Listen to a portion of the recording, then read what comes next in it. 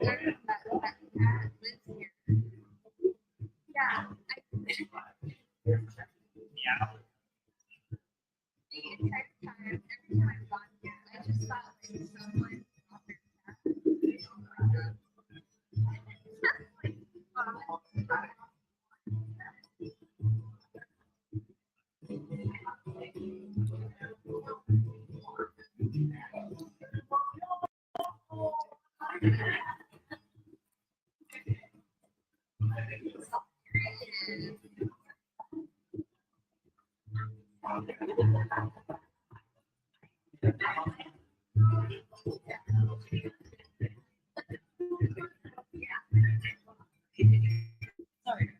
What? It's already live, but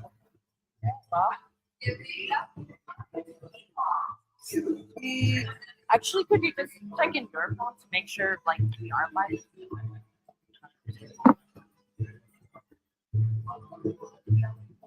Right. No, I don't. I may not be connected to Facebook. Great.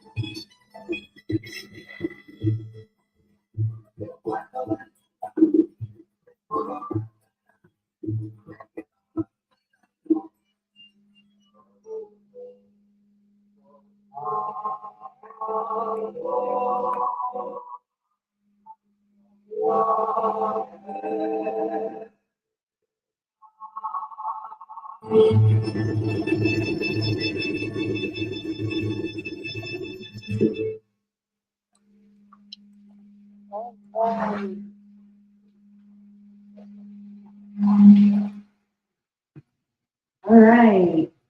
Thank you, everybody, for joining us today to our event back from Guantánamo with Banbose Shango. So thank you, Banbose, for joining us, coming straight from Cuba. So again, we are, I'm Tanya Nunez. I'm a national coordinator with the Alliance for Global Justice.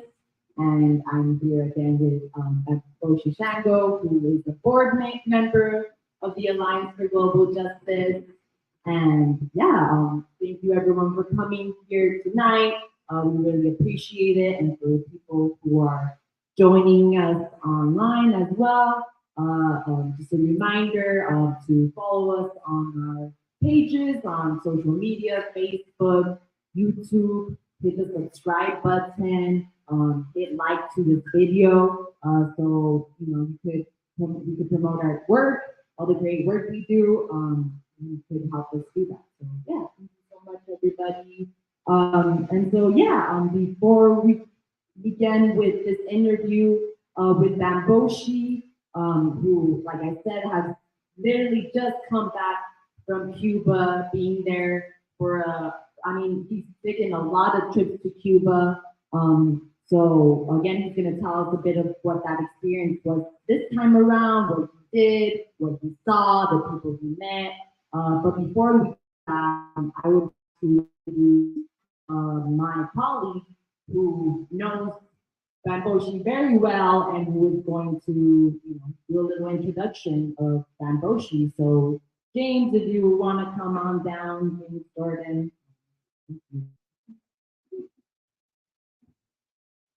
Sit down. Well, I don't think I'm going to stay up here very long, so just go ahead and give a quick intro to Banbose. I have known you, I believe, for 20 years now, and it's just you have to how you got that name. So that, or what I'm not doing that. But, yeah, this Banbose, we worked together since 2004 when we were working around, the Committee for the Old Latin American Solidarity Coalition, against the, interference of National Endowment for Democracy, which is anything but for democracy in other countries, been involved in the overthrow and interference of, electoral processes in quite a few other countries. Banbose knows a lot about that. But Banbose, I guess your real claim to fame is going to talk about that you're a founding member of the All African People's Revolutionary Party, PC. Banbose is a member of the National Board or Executive Committee of the National Network on Cuba. And last but least, he is part of the board of directors for the Alliance for Global Justice, therefore he's my boss. But he's just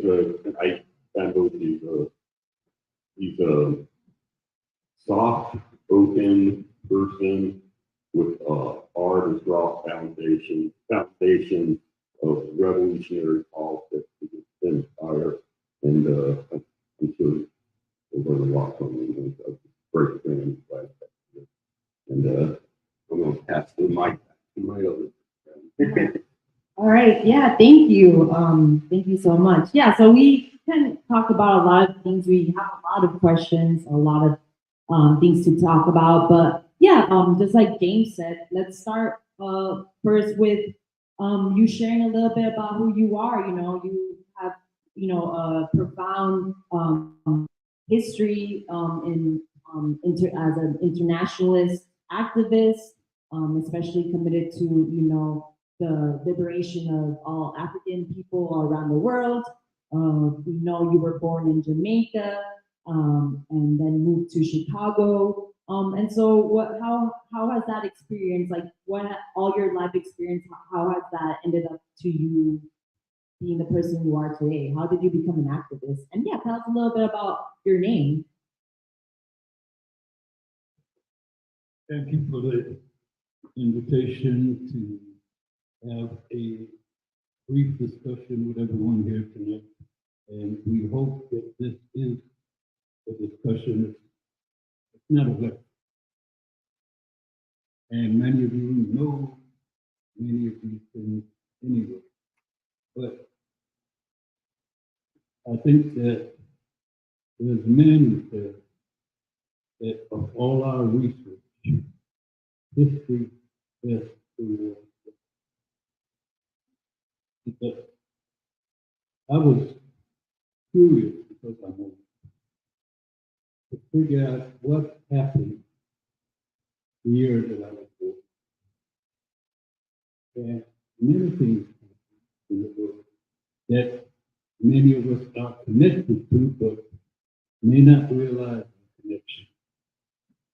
For example, in 1948, the Ghanaian military, who at that time was working for the British colonialists, rose up against the British colonialists to demand their pay that they were promised for participating in World War II. They didn't get it. Instead, 5 of them were shot by the British. The demonstrations and riots that followed this preceded what became the Convention People's Party, the party of Kwame Nkrumah, the first president of Kenya. It started in 1948. Here again, if you look, 1948, another event that's affecting us today, right in front of our eyes, the Nakba. The year that Israelis took Palestinian land, evicted them from the land, and decided they had no right to return. Colonized by Israeli settlers with the help of British and U.S. imperialism, They have been squeezing Palestinians out of Israel, out of Palestine, occupied Palestine, ever since. And here today we are watching the greatest genocide unfold right before our eyes. And it is our moral obligation. We must stop it. We must stop it. Again, in 1948, there was a young man in Colombia who ran for president. He was progressive. He was, for the people. He got killed by the government. And the riots that ensued killed over 1,500 people on the first day. It brought into effect in Colombia the right-wing forces that just disappeared many people, killed many people, you name it, all the way until 1964. 1964 was the formation of the FARC. Many of you may know of the FARC. It was one of the first liberation movements formed in Colombia to wage armed struggle against right-wing dictatorship. And we would go as far as to say that the FARC itself was victorious. Because today in Colombia, what do you have? The progressive government. The president, the vice president, people are moving to do the complete opposite of what America and NATO have trying to impose in Colombia for years. One of the first things they did was to agree to a peace treaty and discussion with Venezuela, who, as you know, America sees as a threat to their democracy, to American democracy. America is more aware of that. So, again, we think you should look at history. Look at this. In 1908, people of Cuba were on the verge of defeating the Spanish. On the verge. Spanish was about to pack up and run. And what happened? America came in and defeated Spain, so to say, and liberated Cuba, so to say, and changed the Cuban Constitution, so they say, and took Guantánamo Bay, independent Cuban territory which they occupy up to today. The oldest military post in the world belonging to the United States, Guantánamo Bay. Today, there are over 900 all around the world. Venezuela, as a country, is surrounded in Guyana. It's surrounded by U.S. military bases. So, for them to say Venezuela is an imminent threat to the United States, you see the fault. You see the lie. So, I'm saying this to say that we must understand history. We must always look at history. Don't believe that Palestinians suddenly rose up on October 7th. This is a struggle that goes back way to 1948 and before. Understand history. Let me just say one other thing. How did I get this name? Well, I went to a Yoruba temple, and you know the Yoruba is one of the main religious groups in West Africa, basically in Nigeria, in a lot of countries. They're also one of the largest religious groups in the Caribbean and Central America. Although in countries they have different names. For example, in Cuba, it's called Santeria. In Haiti, it's called Voodoo. In Jamaica, it's called Obia. And if you look, it's the same religion, using the same set of representatives. The reason it was able to cloak itself under the Catholic Church, because the Catholic Church had saints. So the people who practice yoga believe that there's one God. They believe that there's over 470 intermediaries between man and God.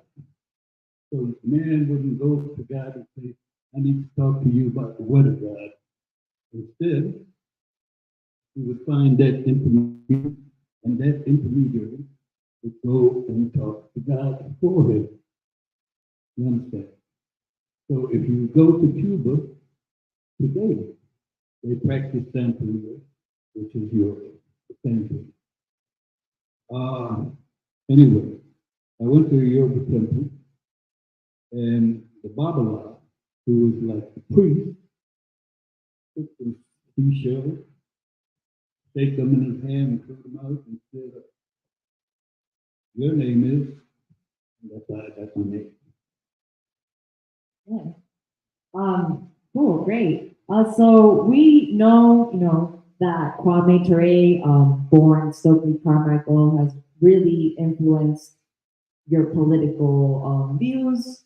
And so tell us a little bit about and also that he's a founder of your political party, the All African People's Revolutionary Party, GC. And so tell us a little bit about what of his ideas attracted you, and also what it means to be Pan-Africanist for those that do not know what that means. Good question. Thank you. I first came to the United States in 1964.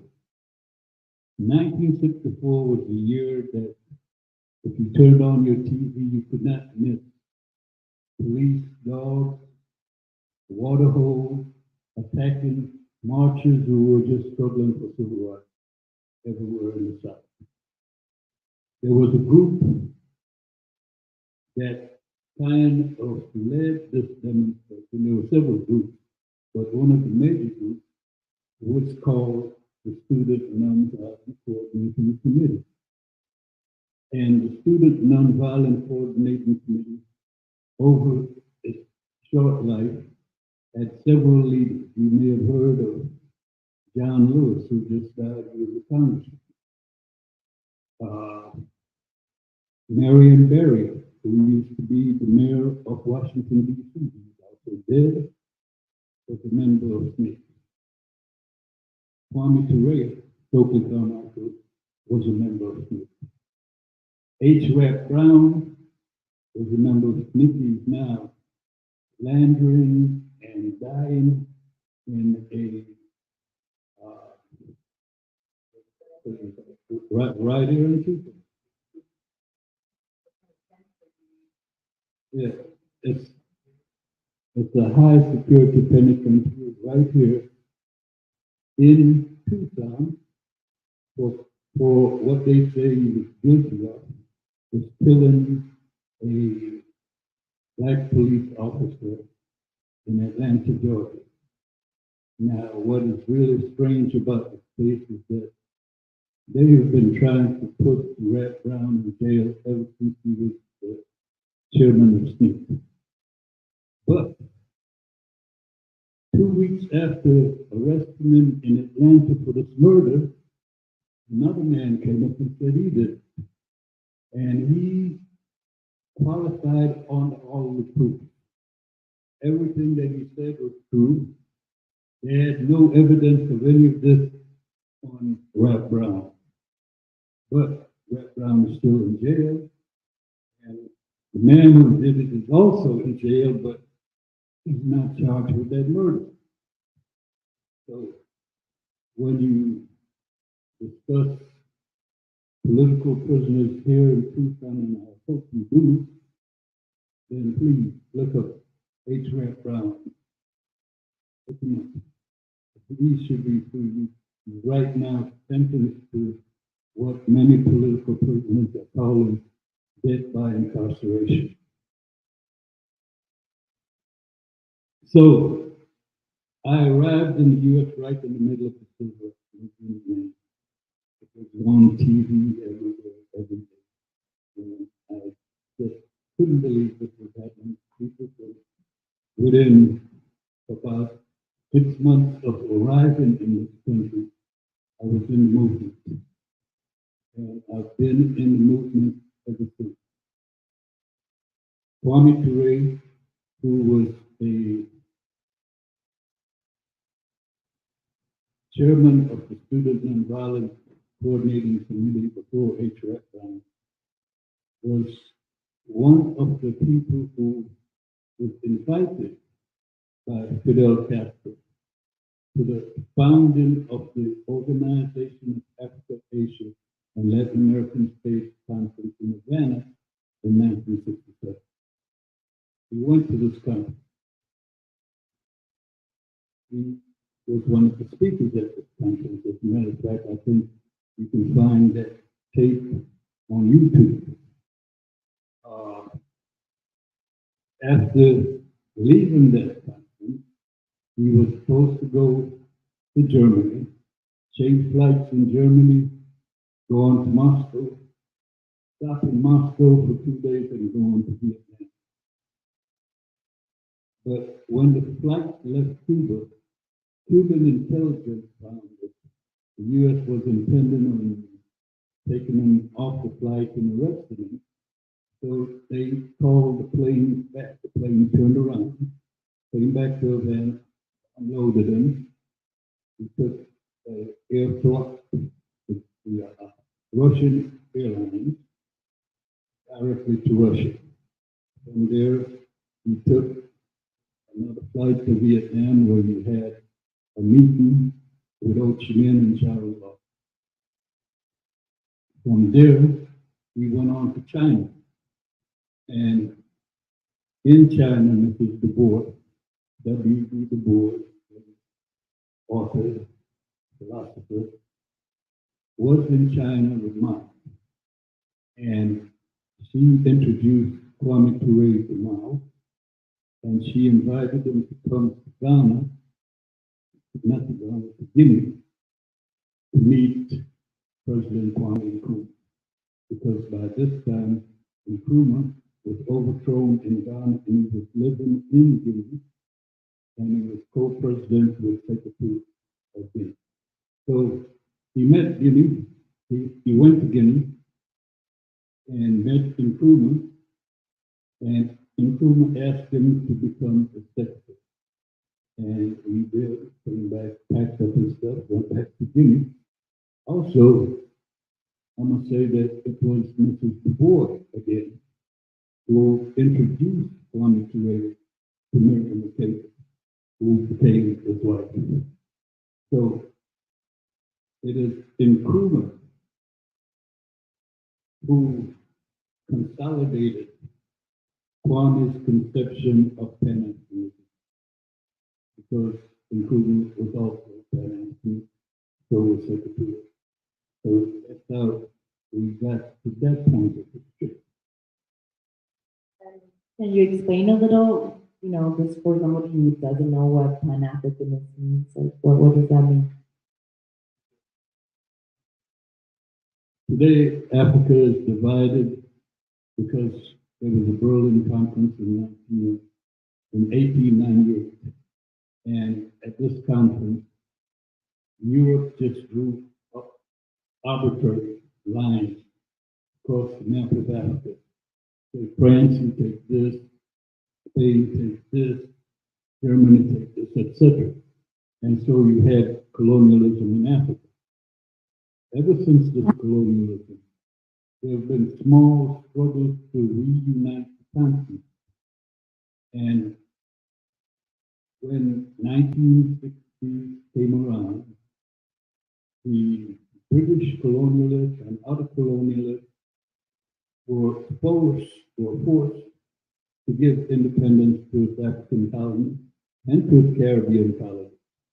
However, because they're tricky, they did not give them complete independence. They gave them sham independence, flag independence, and they maintained what is now called neocolonialism. A new form of colonialism where instead of them controlling the African countries directly, they get some black people to control it for them. And you have that across most of the continent today and most of the Caribbean. So Kwame Nkrumah says that Africa must be united. He says that the total liberation and unification of Africa under an all-African socialist government must be the prime objective of Africans throughout the world, and that includes the Africans in the diaspora, including us. So that, in a nutshell, is what we mean when we talk about Pan-Africanism, and that's how we got to that position. And I know you suggest that Black people around the world should be simply called Africans, not, African Americans or Afro-Colombians or Afro-Venezuelans, et cetera, et cetera. Can you tell us why that is, what you mean by that? And also, what are, the similarities and the differences between Africans all over the world? And also, what are the similarities and differences between all people fighting for liberation against empire?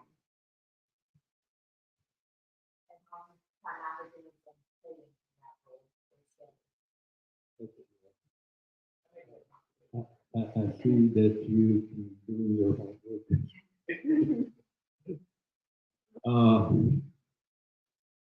We are not the first people to take it. Again, history best rewards all research. And if you look at history from Martin Delaney in the 1860s all the way on up, there are people who would insist that the Black people in this hemisphere are Africans and should be called Africans instead of Black, which is just the color and does not connect you to any kind of landmass. There's always been a struggle over this question. Marcus Garvey, who organized the largest African organization in the 19th century, said that we must all go back to Africa. Although he himself called us Negroes because that was the common name of the day, Negro. He named his organization the Universal Negro Improvement Association. So there was a contradiction with that, and the contradiction was really brought to the philosophical conclusion by Malcolm X. Malcolm X says, if you have some hen that lays eggs that become baby chickens in a stove, inside a stove, you don't call those baby chickens stoves. Instead, they're still baby chickens. And if you have Africans who, by no chance on their own, is brought to the United States as slaves and have babies in the United States, at what point do these babies stop being African babies and become Black babies or American babies? And isn't there also American babies? Which is different mind you, from European base. And which is, we would think, the original owners of this hemisphere. So, because of that, we have placed some emphasis on the question of identity, because your identity determines your struggle. Your identity determines what you struggle for and what you struggle against. So, for people from Mexico, which this land right here was part of, at what point do they become illegal immigrants in their own land? And what about the other folks who came here? I mean, it would seem that it's an upside down dichotomy, because the other folks who came here illegally should be termed illegal residents. And the original people, it's their land.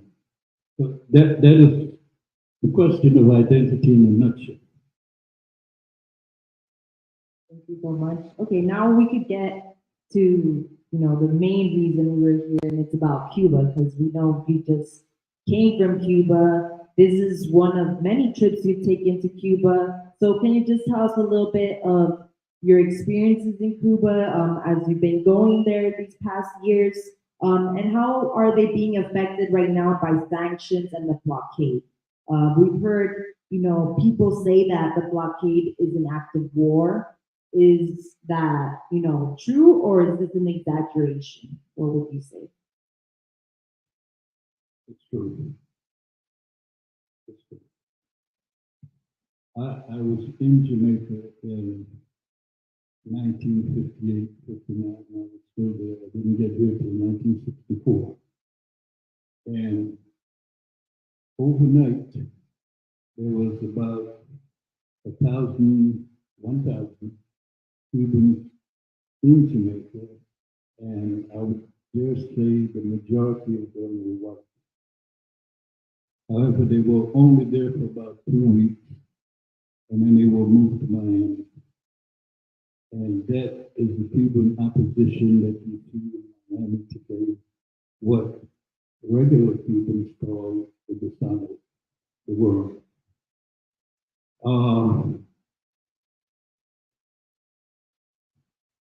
There's a very unique reality about the Cuban Revolution, because the Cuban Revolution seeks to overthrow a military dictatorship, a man named Batista, who was probably of Indian and African origin, whatever he was.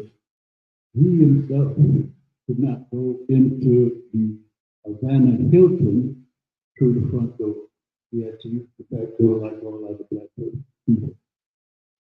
And at that time, Havana was really ran by the mafia and the Costa Marlon and Loco, United Fruit Company. So when the revolution started, they felt that Batista could panic. So America does what they always do. They sent guns. However, the guns they sent were captured in Santa Clara by the Army of the Revolution. And when that happened, Batista fled. The Cuban Revolution started out by saying two things. One, that this revolution, the Cuban Revolution, is for the children. Secondly, that this revolution would ensure that there was no more exploitation or oppression. And we can see how it plays out. We can see how it plays out. I lived in Washington, D.C. And Washington, D.C. had financial problems because D.C. is not a state. And it lives off the amount of money that the federal government gives to it. And the federal government, when they have economic problems, cut back on the amount of money they give to Washington, D.C. And so once money gets short in D.C., I can tell you, the first thing they closed was the hospital. They closed the library. They took music out of school. That's how they see the need to continue economic growth.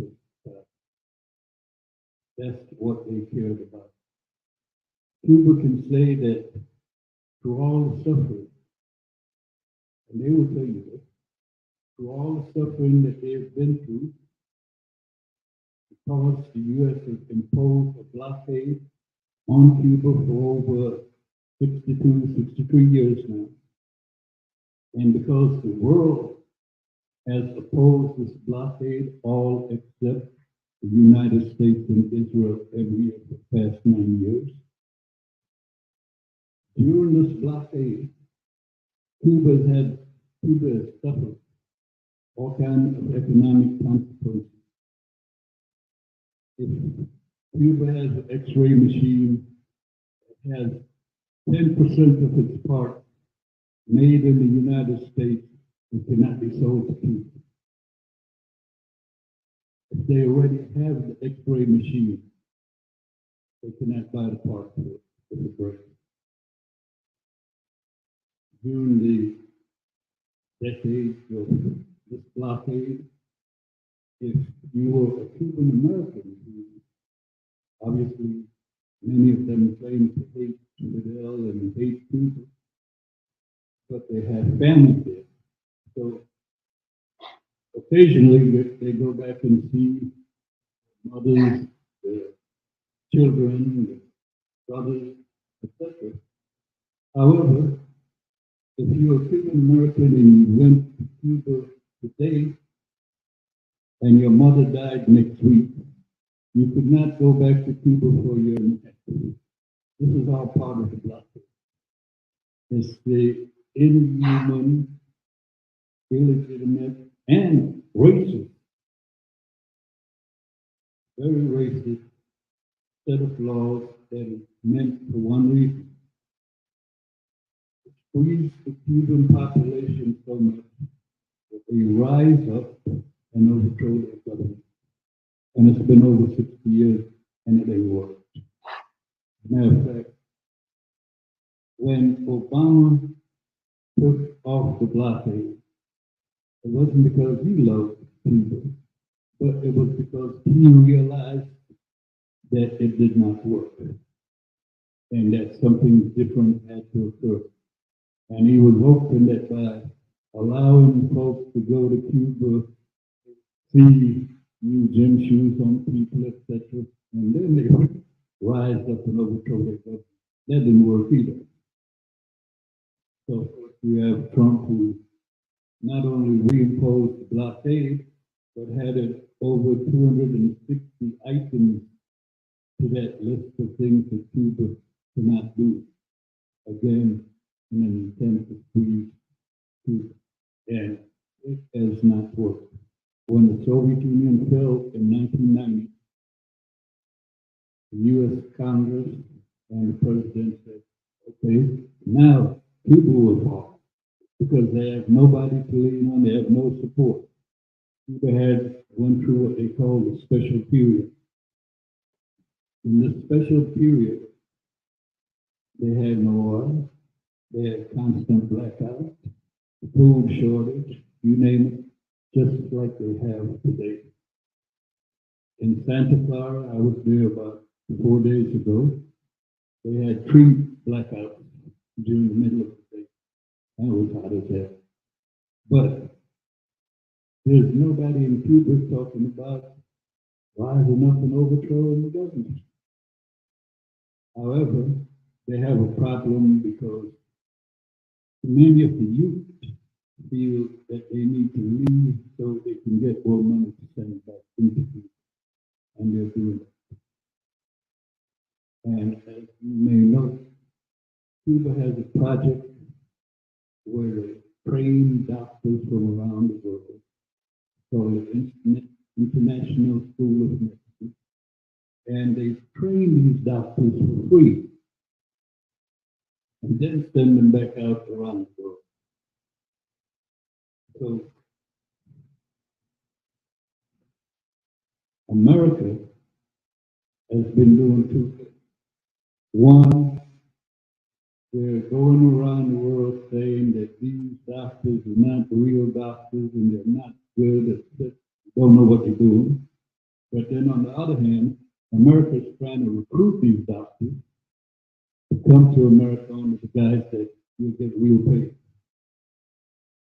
And even that is not working as well as they expected. They have gotten a couple of doctors, but not what they thought. So you have to understand the psyche of the revolution that was produced inside the Cuban people when they struggled and won the victory in 1959. If you talk to little kids in Cuba, it is a completely different experience than talking to little kids in the United States. I was in Cuba in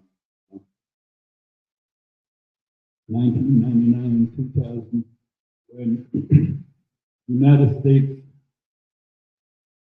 was all confused about who won the presidential election. We were talking about hanging chads and machines that didn't work and all kinds of problems.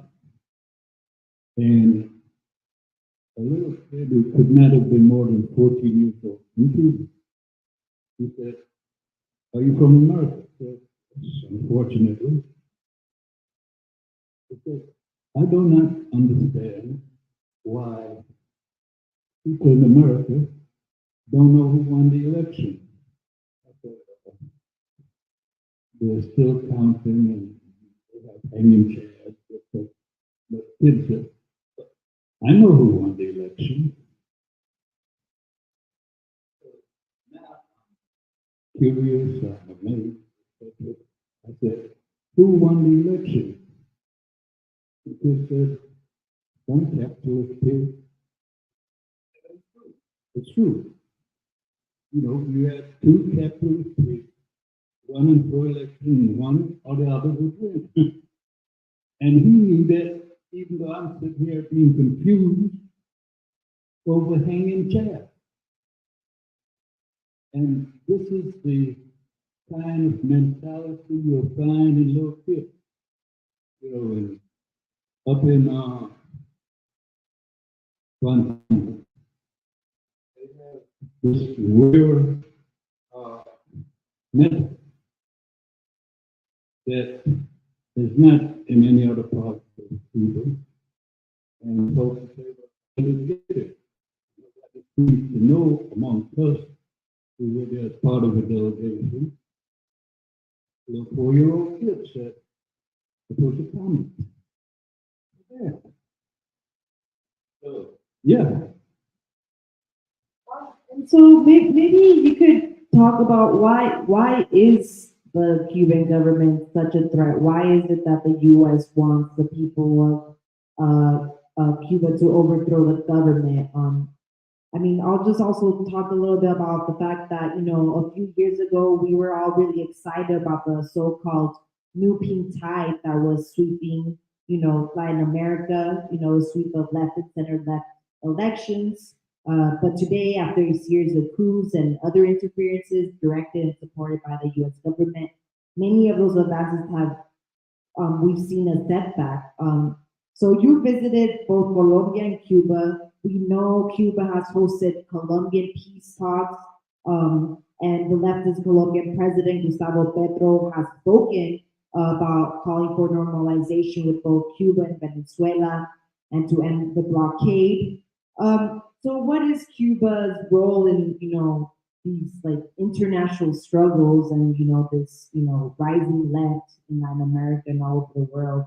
And, you know, also, you know, we could go about it deeper too, but in regards to Palestine, you mentioned the Latin American School of Medicine, they actually just put up an encampment. The students have put up an encampment in solidarity with the students here in the U.S.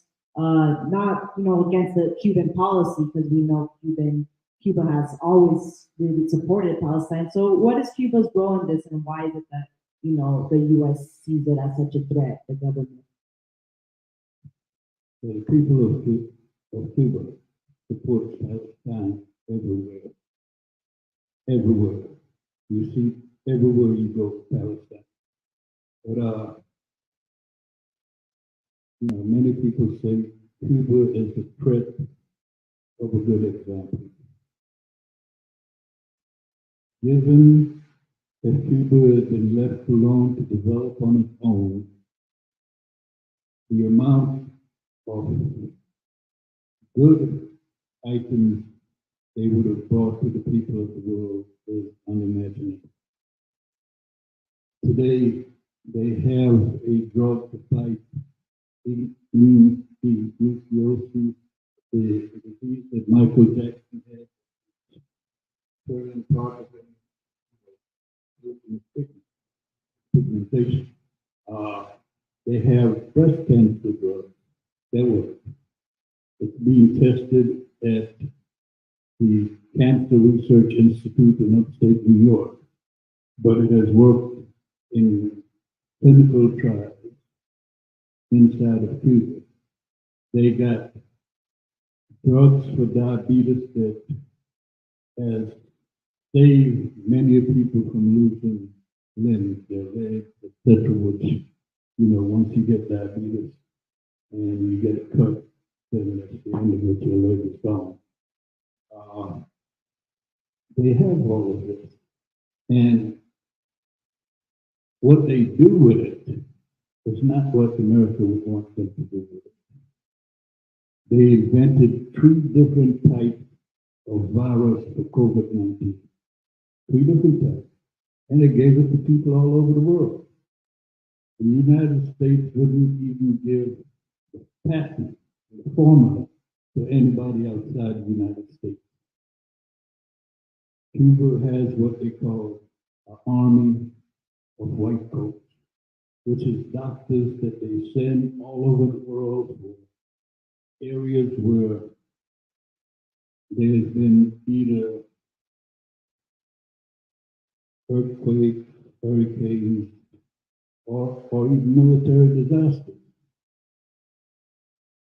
And they have done all of that during being held under a very restrictive and very oppressive sanction. So if it wasn't for the sanction, what could Cuba have done? Or anybody else? What could Venezuela have done if there was no sanction? Venezuela similarly has a program that removes cataracts from the eyes of people throughout South and Central America for free. For free. The same operation inside the United States would cost you a minimum of $1,400 to $1,500. Venezuela got a program where they've just finished building 5 million new apartments and houses for people who were living off the side of the mountain in barrios, who, when they had major rainstorms, the buildings would come down, killed. So it's not just Cuba, it's not just Venezuela. If you look at throughout Latin America at who the United States is sanctioning, who they're oppressing, who they're talking about there's a need for regime change. And you'll see that all of these countries have socialist leadership. And in these countries where there are socialist leadership, while there are internal contradictions, they're doing more for the people than was done under anybody else. In Brazil, you had Trump-like Bolsonaro. Bolsonaro needs to be in jail, like Trump. But in Brazil, at least the people, the left, has been able to retake the country and the government. For now. And we're hoping that they're able to hold it and to build and to consolidate. And this is all over. America's been fighting against what they call pink tide that's rampaging through South and Central America. In some places, there's lack of organizing experiences, which has made it easier for the United States. For example, in Peru, where they were able to just pick off the president, he's in jail. And the woman who took over is just like the one who was in Brazil. So,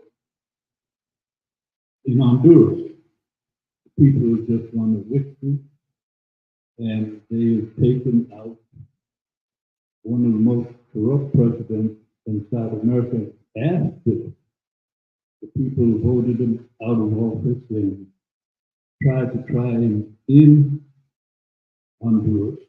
He fled to the United States. The United States found him guilty of drug running. But if he was guilty of drug running, what about the people who put him in office and kept him in office? What about Hillary Clinton? What is she guilty of? In Haiti, the same sort of things are occurring. You know, they created the condition that exists in Haiti today. Yet still, they want a chance to go back into Haiti, so they claim, to repair their mistake. Now, does anybody believe that? Yeah, I believe it.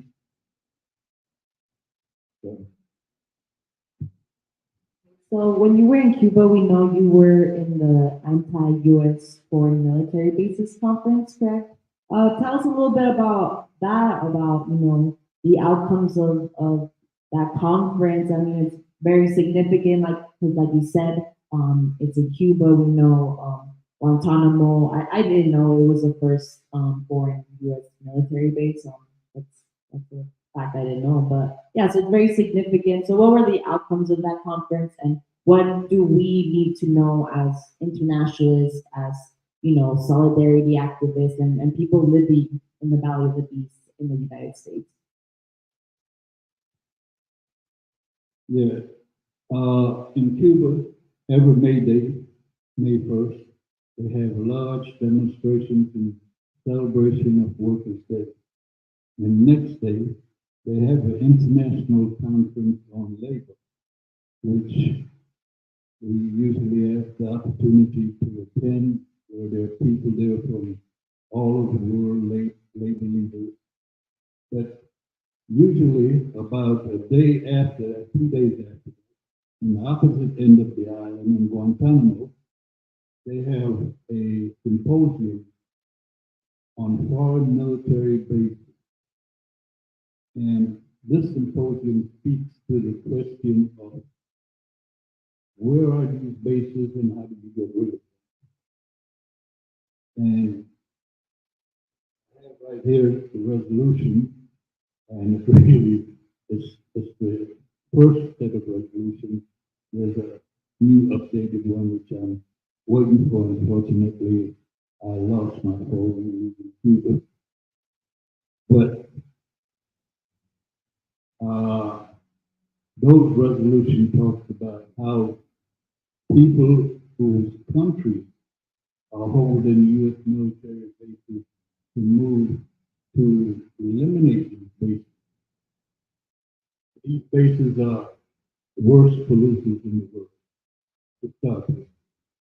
In Yaquis, in Puerto Rico, they had a base, a U.S. military base, and when they left, they said, oh, we'll clean it up. It still ain't that good. They left there in 1982, 83, I believe, and it's still not clean today. In Niger, in West Africa, they have a base that they fly drones from in support of Israel and other things. They use that base to attack Libya. But in Niger, there was a coup d'etat, which luckily was a progressive coup d'etat. And the first thing they did was put the French and the French military out. Since then, they've asked the United States to leave. They have not left yet, but instead, they have packed up the African base, and they have these bases all over Africa, led by the U.S. African Command, or Africa. And these bases serve as guards for the U.S. interest, but also as eyes and ears of America who determine whether the leader is going too far to the left and needs to be assassinated. So this conference in Guantánamo was very important, and the symposium, it's held annually, and it's becoming bigger and bigger, and more people are realizing where bases are, because it's not something that is advertised, but over 900 U.S. military bases exist all over the world. Why? And, people don't know that even right here, the military bases that we have within the U.S. also have polluted the waters, have polluted, the land, including in Tucson, Arizona, the Davis Mountain Air Force Base, which also happens to be the center of command for Southcom, Air Force South. And just a reminder, we're going to have a protest at the Southern Command at the Davis Mountain Air Force next Tuesday, May 14th. So we would love to see people there.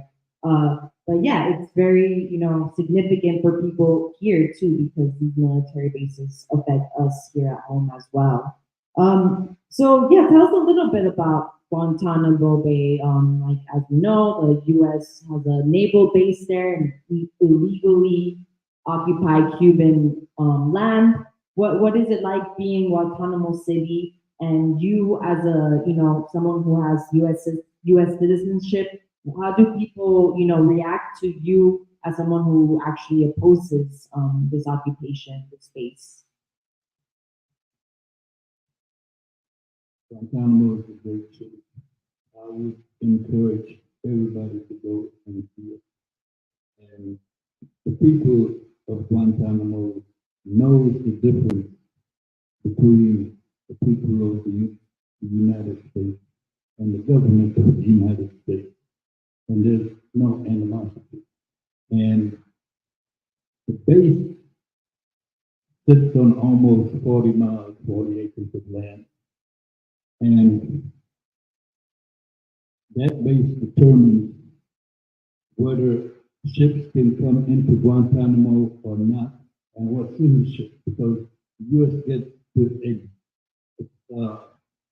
view what's the content of the ship before the ship can land at a Guantanamo dock. So usually, if there's anything sensitive, it has to go around to Havana or somewhere else, because you don't U.S. messing with this stuff. But there is a famous song about people of Guantanamo, called Guantanamo. And many people have heard Guantanamo. It tells you about people. It tells you about how people are very social, very loving. Again, I would encourage everybody to go to Cuba. They say that it's illegal to go to Cuba. It's not. it's not illegal to travel anywhere. The only issue is that you can't travel from the United States to someplace. And you used to could not travel from the United States to Cuba. Now you can. Now the United States allow you to self-identify yourself through one of 12 visa status, which means you could say, I'm going to Cuba for assistance to the Cuban people. And they can't stop you from going. However, once you come back from Cuba, they say you need to keep your records for 5 years in case they call you the year to bring it back. That's bullshit also. When we first started going to Cuba, they claimed it was illegal to go. But since 1963, 64, they have not prosecuted really anybody for going to Cuba. They have not put anybody in jail. However, they have fined some people who they were able to trick into paying the fine for going to Cuba. You know, old ladies who want to ride a three-wheel bicycle down the hill comes back and gets fined $7,500 for going to Cuba. However, in that situation, in those days, if they find you, try to find you, you just say, okay, I want to take my case to court. And that would be the end of it, because they had no lawyers to represent them with these fines. So usually at that point it gets thrown out. And that situation existed up until about 1995. After that, they just stopped doing that, but they do arrest you. When I came in 2 days ago, they asked you, where have you been? Cuba. Because when the immigration asks you where you've been, it's against the law to lie to them. You can go to jail for lying, but you can't go to jail for going to Cuba. So you tell them. So they said, okay, come over to this room. Put them in a room. I sat there for about an hour. We would say, will you come up? I said, why'd you go to Cuba? I wanted to speak for myself because I didn't believe what the U.S. said. They said, okay, go back and sit down. 10 minutes later, they called me back up and said, here's your passport. You can go. Which, in essence, is just harassment because, one, they know where you've been. So when they say, where have you been, they already know the answer to that. However, if you lie to them, like once I came through Canada with a bunch of little kids from the Northeast, and the kids had ski shoes, you know, when you go water skiing, so forth, and all of that. They said, should we just tell them that we've been to Canada? So that ain't gonna work. However, it's all part of the struggle that we're waging. It's a struggle to help Cuba because we owe Cuba a debt of gratitude. And especially for us, we owe Cuba even more because it was Cuba who sent troops to Angola to help beat back South Africa. And also the United States, who was helping South Africa at that time. And because of the victory that Cuba helped Angola to get Namibia, which was called Southwest Africa, South Africa, and Rhodesia is free tonight. We owe Cuba. we especially owe Cuba a debt of gratitude. When the earthquake occurred in Haiti, Cuba already had, as a matter of fact, Cuba's the only one that had doctors working out in the countryside before the earthquake, because all other medicine-based frontier and other doctors were basically in the city. They didn't want to go to the country. And then Cuba sent more doctors. When Katrina hit New Orleans, Cuba had a team of doctors ready to come to New Orleans. The U.S. government said, don't come. How many people died in Katrina?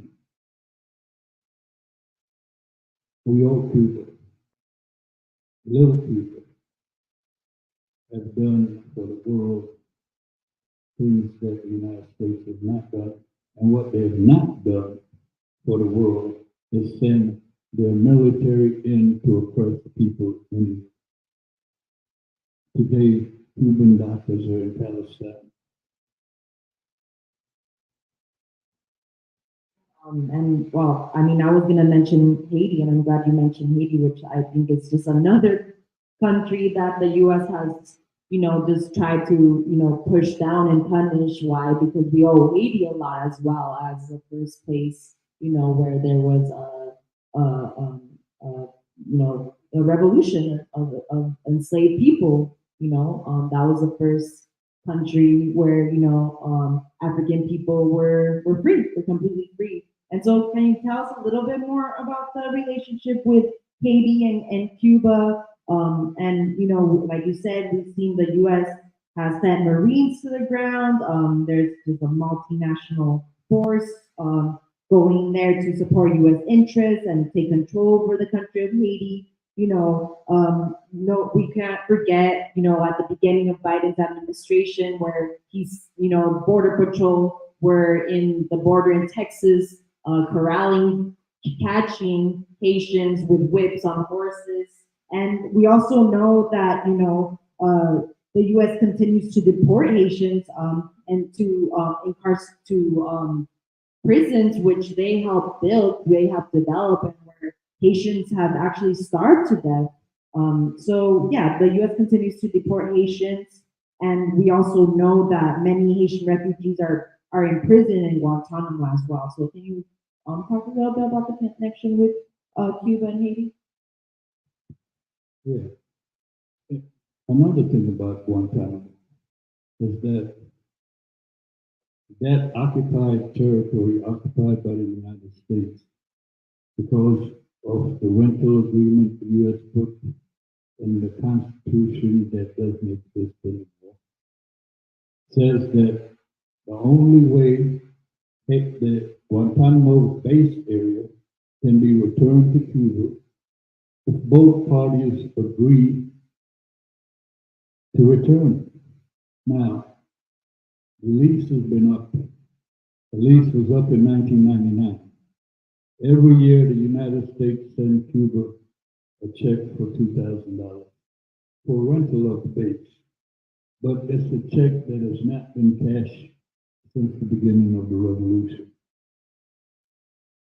So this occupied base was first tried out as a prison camp for Haitians.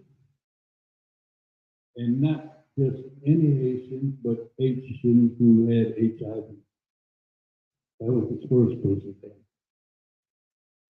Then it became the Gulag, and people were kidnapped all over the Middle East and brought to Guantanamo. And today there's still over 40 people there. None of them have been tried. None of them have been found guilty. There are people who were in Guantanamo since they were 16 years old, captured in Iraq or in Iran or in Syria or wherever, and brought to Haiti. So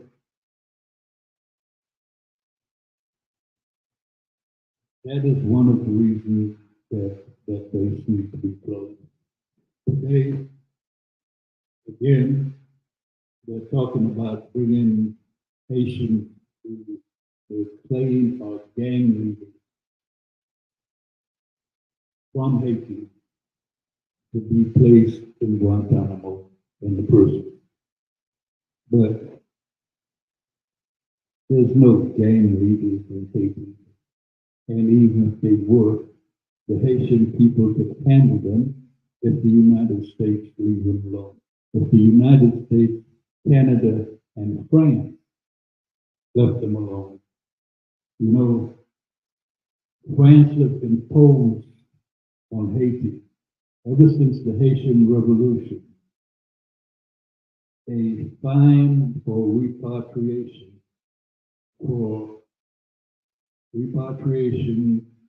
and reparation because the French companies lost money with the Haitian Revolution freed the slaves. You must also realize that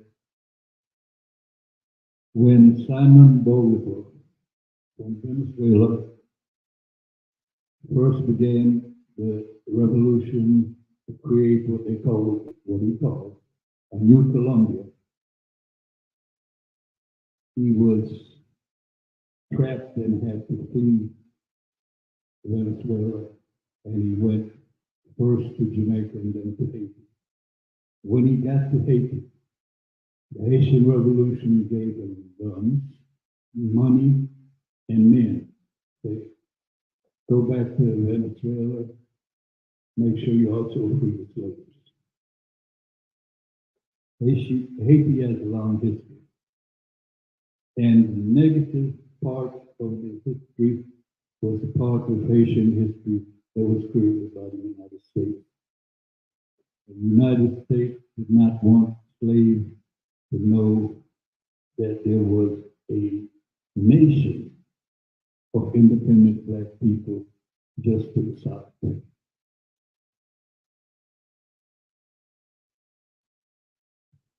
And while we can't end the discussion without, talking a little bit more about Palestine, and well, just all the parallels between Palestine and Haiti and Cuba, all these countries that are fighting imperialism, who imperialism has, imposed their boot on these countries. And I recommend people watch our playlist of videos of Haiti.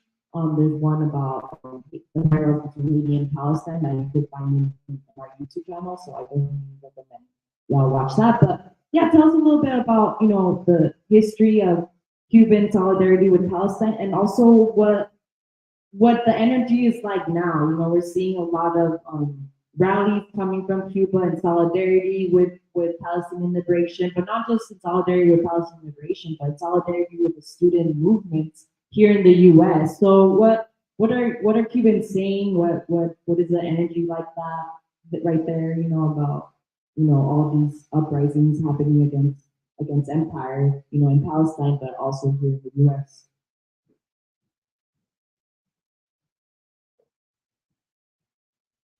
The May Day March was mostly about Palestine, Palestinian flag, Palestinian everywhere. The Palestinians have the total support of the Cuban government, but they also have the support of the Venezuelan government. The Nicaraguan government charged Germany with attempting to aid genocide. South Africa, who charged Israel with genocide, which is what it is, got the support of almost all countries of the global South when they did that. However, the United States has been threatening for the last 3 months that they're going to impose sanctions on South Africa, and they will. But our struggle, the good thing about our struggle is that it continues. And as long as we never give up, as long as we continue to fight, we will win. We're like the Palestinians who will win, who is winning right now. Who is winning right now. Israel made a great political mistake. They underestimated the people of the world. And they thought that AIPAC and the Israeli finance arm and publicity arm could control the United States, at least the major population, the students, the workers, etc., in the United States, and they couldn't. Thank you so much, Banbose. I mean, we could talk about all this, for days. But well, we're gonna end it there. But if there's any questions from the audience, any Q&As, yeah, I mean,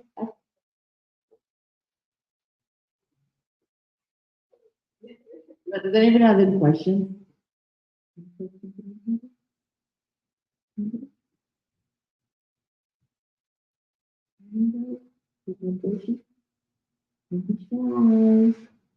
Yeah. I think that if what you're saying is that this presentation about Cuba, about Africa, Palestine, about the progressive countries of Caribbean, South and Central America was so complete that it covered everything, and that there's no questions left to be asked. Then I think there's an error. There must be questions. There's always questions, because if we want to be true revolutionaries, we have to question everything. Right. Anyone? Yeah, go ahead, Coleman. You can just stay in the mic. Thank you. I think many of us here in the American left, in the belly of the beast, are used to a certain sense of helplessness as far as our ability to affect the empire, beyond just going to engaging in as much anti-war and anti-regime change organizing and activism as possible. What would you say is the best way that we can directly support Cuba and other progressive revolutionary countries internationally?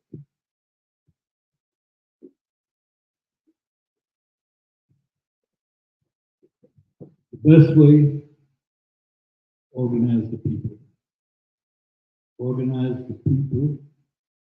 Join an organization if you're not a part of one, and if you are a part of one, help build and consolidate that organization and ensure that it's progressive and revolutionary. That's the best way that I could tell you. Then after that, there's a number of tactical things that can be done, but you can decide that.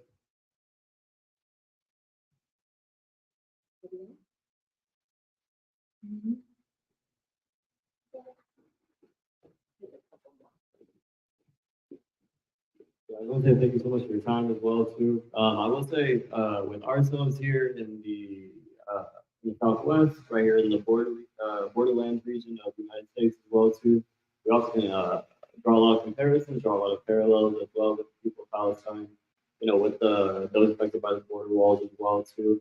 Do you have any advice you might pass out to us, or anything from your own organizing as well, specifically regarding border walls, specifically regarding the separation of peoples?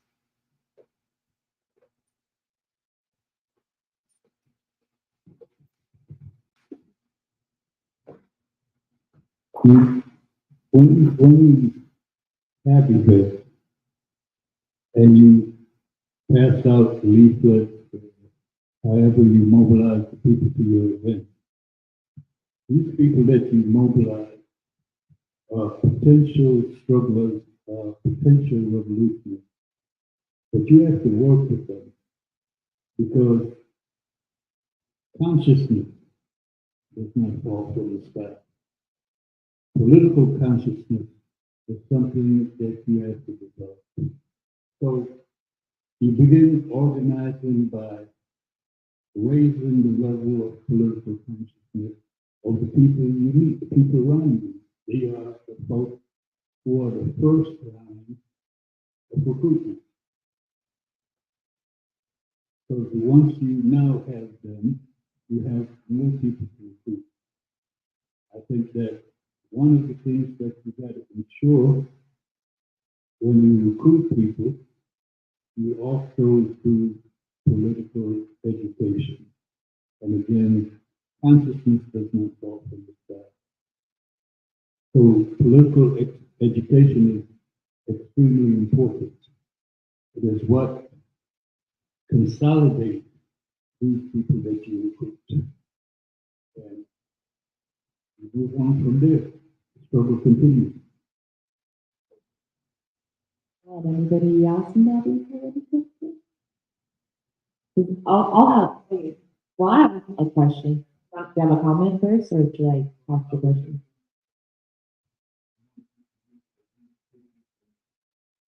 Yeah. Yeah. You may want to say something, and of course, James Jordan, who you all probably know anyway, we will beg him to say something.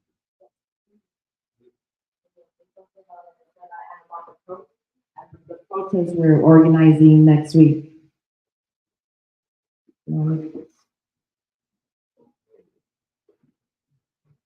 Able to get here. There's Banbose. I know Banbose for years. Okay. I just wondering, from the early days now, there are so many differences in the movement, especially the way that people have been confronting the empire. And can you talk to us about those differences, how the movement has been changing, how the empire and all these decades have been also changing and making everything more difficult for us? So I think that is very important because it's some kind of dialectic exercise to see how the forces of the evil have been trying to maintain power and to basically continue the exploitation of the human being.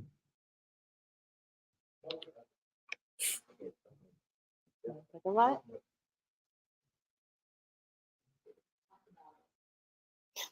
You want me to talk about it?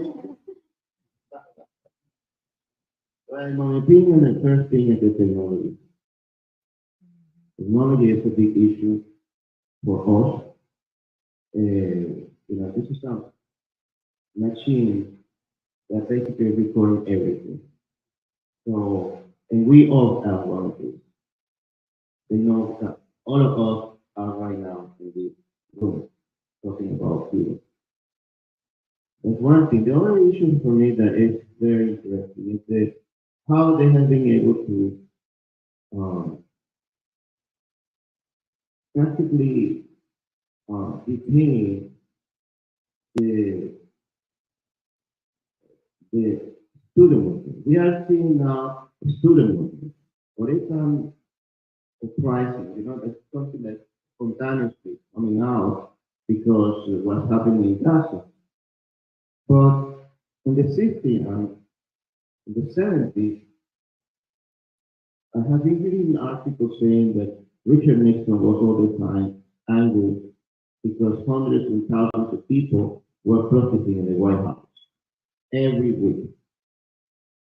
And it was normal the students were out, and the majority of the protests were students. That's it's happening now. But it was different in the way that at that time, the student didn't have student loan. The student didn't have to work and to be worried because they have a student loan. And also the university were free. A bunch of universities were free. And people were getting a scholarship. Like, if you have a very good grade, they pay you to be there in the classroom. So then they realize that people have free time, money, and they were basically getting educated, and basically, yes, they started to get private everything. They started to start everything. And people had to pay for everything. People were getting student loans, and that's something that basically eliminates the student movement that we have during the 50s, 70s. You know, people have to work. They don't have time. And we are basically in a society that not only students, everybody have a big debt. And people have to work to pay the debt. So people don't have time to think about what really is going on, what's happening. And that's why we don't see huge number of people protesting on the street. Despite that the situation is worse, despite that we are facing so many crises at the same time, climate change, we are facing food crisis all over. We are almost close to a global warfare war that probably annihilates life on the planet. And you don't see, despite all these huge crises that we are facing, too many people protesting. People are right now protesting for Gaza, in their schools, in their schools. So the reality is, yes, it's a big problem what's going on in Gaza, but the picture, the big picture is much more dramatic. And we are not really fighting because we are too busy to pay the bill in the United States. Yeah. Okay. Yeah. What about does James want to say anything? Well, I just got a quick question, Banbose, for you. But I was in Cuba twice, and in 2015, and it was a really eye-opening experience for me. One thing I know, like the police in Cuba, like there's so many myths, like you think up here, like there's somebody watching you everywhere you go. It wasn't like that at all. I mean, you didn't see cops running around with guns all over the place. And I remember, like, when I was in Cuba, I was there for a total of 5 weeks, and the only time I even heard a siren was when they sent an ambulance to get one of our people in the class. But other than that, never heard a siren. I saw a cop out there with a radar gun one time, and somebody goes speeding past, and he looks at it, he looks at the radar gun, and just goes, I saw a cop stop a guy on the road, and the guy gets, he stops, and the guy gets out of the car, and they walk up and shake hands before they get out their business, if they gave a ticket or not. But then I went to flew from Cuba to Yucatan, and on the way from the airport to the hotel, I stopped counting sirens at 20. And just, I mean, it's like Cuba seems so free and open, and I mean, the things people don't understand sometimes what's been accomplished. Like before the revolution, there's like 85% of people had no access to potable water. After the revolution, 91% of the people access to potable water. It has like the second best sanitation system in Latin America. I mean, I hope it still does. It's the only distinction, it's a brutal blockade. But I just guess, I grew up in a punk rock scene where we were like all angry, for good reason. We're lashing out and it's part of our rebellion against the repression. But I remember being in Cuba and thinking, they got no relief for punk rock. I mean, it's like that they, it's not their celebration rather than anger. I mean, punk rock's good. It's not good, but it's like, and I think about Che when he talks about the emergence of a new kind of human being. And we're just fighting to come up for air. We're fighting to just get to where we can start to merge to be that kind of human being. But that promise is out there. And that's what Cuba holds for us. And that's why Cuba is so important to me, because it holds the promise of what I can become that I'm not able to become. But I just want to ask you, what, when you sit here, have you seen the new human being that Jay talks about? What's that new human being like? Che Guevara said, revolution is an act of love. It's an act of love for the people. And you can see that new human being when you look at, I guess, even Tucson, how many people in Tucson last year died by gunshot. And I'm sure it was over 100. You know how many people in Cuba died last year by gunshot? 0. None. You know what? People have stored guns in the military and will only pull them out if the country is invaded. So it's not like people who run around here talking about open carry, all of that. There's no guns to shoot people with. And yet still they say, you can't take our gun unless you pry our cold dead fingers from one trigger. That makes lots of sense. For you to think a gun is so important that you must be shot and killed to pick it up. No logical sense. However, this gun is what they've used to kill the Native Americans. They've used to hunt slaves. They've used it to ensure that Japanese were put in concentration camps. This gun is a form of terror that capitalism uses to oppress us. In Cuba, it don't exist. And they don't have death by murder, by gunshot.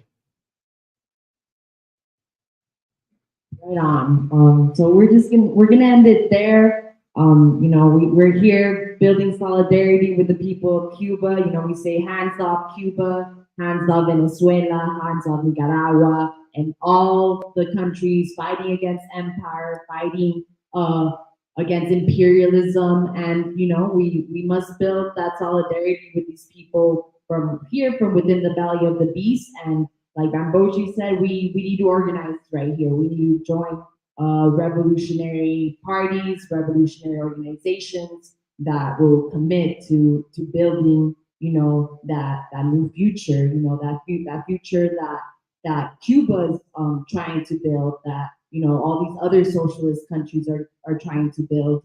And so yeah, we stand in solidarity, and we also say, free Palestine. We're here fighting for Palestine. So yeah, hasta la victoria siempre. Thank you everyone who's joined us, and we'll end it there. Thank you, Bambo. Thank you, everybody.